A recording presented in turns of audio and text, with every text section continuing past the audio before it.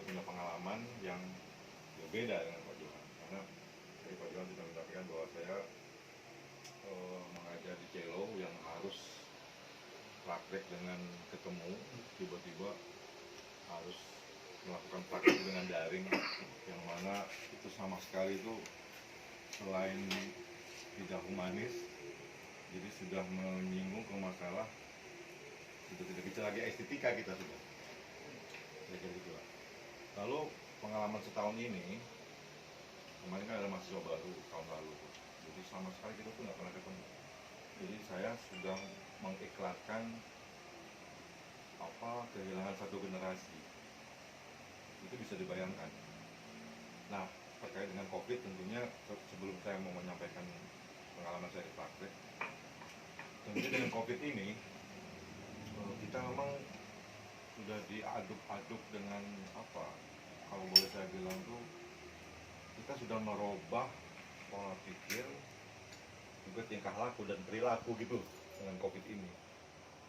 Contohnya yang dulu sama sekali tidak terpikirkan, sekarang wah ini siap-siap mau daring gitu, pegang HP kemudian atau laptop atau sinyal dan segala macam dengan berbagai permasalahan, lalu nyiapin cello, dan sampai kita juga mensiasati dengan materi konten kuliah, karena tidak mungkin kita mau ngomongin, tadi Pak Tanto bilang saya mau ngomongin bahan mahasiswa. Biasanya kalau dalam satu semester awal itu kita sudah berembuk mau mainkan apa gitu ya, lagu-lagu materi ini, misalkan ada yang main Beethoven lah, ada yang main apa.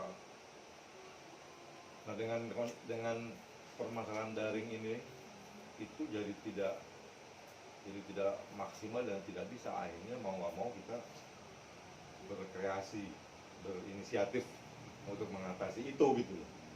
Ya meskipun tidak maksimal seperti tadi Pak Johan bilang, tetapi ini harus dilakukan gitu. Nah, itu saya bercerita pengalaman mengenai mengajar. Nah, kalau saya akan sedikit bercerita mengenai pengalaman saya sebagai pemain. Itu juga sama. Jadi ketika memang ada COVID 1 tahun yang lalu, semua unsur elemen seniman, musisi, penari, semua itu terdampak dengan sangat serius, sehingga tidak ada kegiatan dan segala macam. Bahkan boleh dibilang dari semua teman-teman yang berprofesi sebagai seniman atau musisi atau apa itu, mereka supaya survive itu beralih profesi. Iya, menjadi jualan online, menjadi apapun lah, karena memang sudah tahu sendiri kan. Jurusan apa? Banyak dari musisi itu di Jakarta tuh sudah stop, sudah tidak bisa lagi. Artinya apa? Jangankan main di konser hall atau apa tuh, untuk main chamber pun jadi musik yang beberapa pemain itu udah nggak boleh juga. Akhirnya apa? Ya mereka beralih profesi karena apa? Income tidak ada. Sampai hubungannya ke masalah kemanusiaan. Bahkan ada yang mendata Parekraf atau apalah. Saya juga kenal dengan SMS tuh. Tolong sebutin nama segala macam. Jadi disupport, nggak tahu dari dana mana itu. Tapi ya cuma satu kali pas mau lebaran udah itu nggak ada. Itu berapa kira-kira? 1 juta. Oh, lumayan nggak masih bisa 1 juta. Iya.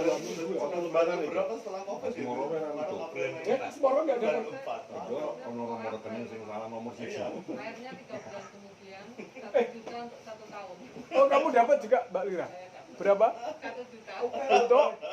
Lumayan. Untuk setahun? Prosesnya dari April itu cair 1 Juli. Ya, terus. Nah, sampai begitunya artinya semua elemen dan itu tuh sangat terdampak, bahkan sampai sekarang. Ada beruntung lah nggak jual istri, nggak jual suami. Tapi kalau ditambah sedikit lah, jangan terlalu ilmiah. Human interest dengar nggak? Meskipun gosip bukan penelitian, tapi yang misalnya jual cinta, jadi gosip loh ya, nggak usah sebut nama, nanti berdosa. Isu aja lah. Terus yang menyebal dari dunia profesional, tapi itu kemanusiaan karena itu uang, ada nggak cerita musisi dan agak menyimpang agak? Sebetulnya nggak usah disebut pun itu sudah terjadi. Oh iya. Apa itu? Apa itu? Jadi karena memang ada apa, ada disaster itu, ada bencana itu, orang kan survivingnya kan macam-macam. Ada yang menjadi oportunis, ada yang menjadi apa, menjadi apa, menjadi apa. Nah, kesempatan itulah mereka mengantisipasi dengan cara mereka sendiri ya, termasuk yang dalam bahasa seperti itu ada juga yang gigolo kok. Wih, wih. Iya, Iya. Tapi gigolonya nggak bluetooth ya. Enggak. Tetap nempel ya. Nah, kalau itu kan masalah teknis lah. Tarik. montase Tarik ya. Sajinya Tetapi itu apa, ada memang sungguh terjadi juga ya. Meskipun saya juga nggak tahu persis, tapi isu-isu itu ada. Bahkan teman saya itu melakukan itu karena memang tidak ada.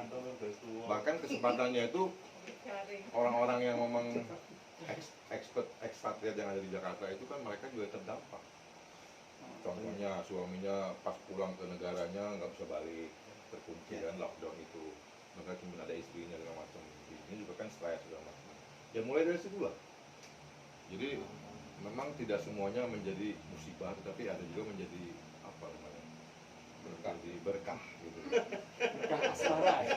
Berkah asmara. Ngamal. Nah lalu yang terakhir yang mau saya sampaikan, pengalaman saya itu ketika ngomong COVID sebagai pemain gitu ya, memang akhirnya saya pun berusaha untuk bagaimana tetap berkreasi meskipun tidak dibayar ya. Saya juga dengan Pak Johan sudah melakukan beberapa webinar, ada 5 seri, tapi karena berbeda ideologi dengan yang punya studio, akhirnya kita bisa. Lalu saya juga bikin Yang 2 punya studio itu maksudnya. GM. Dulu kan kita bikin ini mas, bikin amak, Anda musikal, Anda cerdas. Jadi kontennya itu mungkin dari Pak Johan bisa menambahkan bahwa sesungguhnya orang seni umumnya dan kita orang musik khususnya itu, kita bicara Indonesia, tetapi dari perspektif seni dan musik. Selama ini ada asumsi bahwa orang seni itu bodoh, bahwa orang seni itu bego, orang seni itu nggak pinter, nggak cerdas segala macam. Nah kita mau mengangkat isu itu bahwa sebenarnya enggak, orang seni itu pasti cerdas gitu.